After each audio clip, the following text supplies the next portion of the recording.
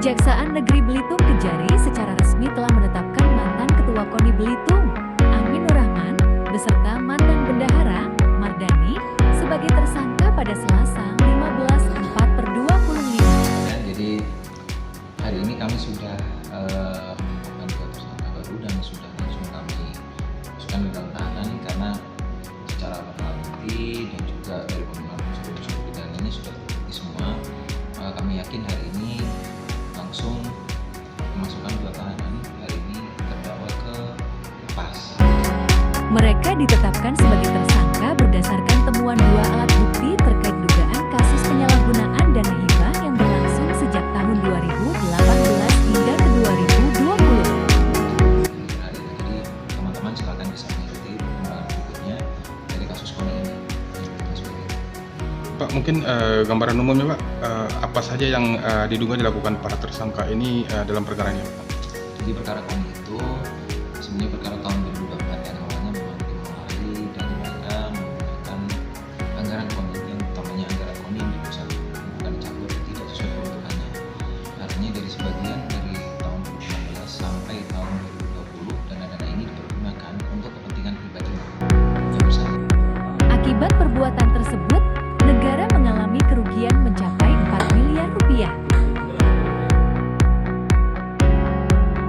Ada beberapa pengeluaran fiktif, kemudian juga ada beberapa yang tidak sesuai peruntukan tetapi laporan pertanggungjawabannya dibuat seolah-olah itu benar. Dan ada juga kami melihat ada pembayaran artis yang mungkin saya nggak tahu untuk kepentingan pribadi. Artis ini memang dipakai untuk ya tidak ada pautnya juga dengan kegiatan hukum. Ini memang hasil dari kemarin kami koordinasi dengan BPKP. Memang kita sudah sepakat bahwa hubungan itu juga tidak boleh jauh dan SDM sudah keluar bahwa mereka sudah menyatakan bahwa sepakat dengan kerugian yang akan diurus oleh pihak penyidik dari Kejari Belitung.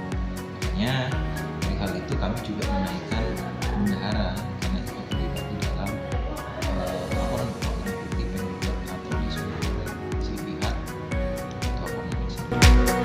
Dikatakan bagus, penyidikan berawal dari tahun 2016 sampai dengan ke 2020 di mana pada waktu itu KONI mendapat anggaran dana hibah sebesar 15 miliar.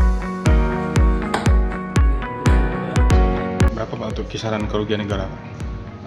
Kemarin kami masukkan sekitar 23 sampai 4 miliar untuk nanti lebih pastinya kami akan pastikan. Oh, tapi apakah tidak menutup kemungkinan ada keterlibatan pihak lain nanti Pak ke depan? Untuk saat ini kita dalami.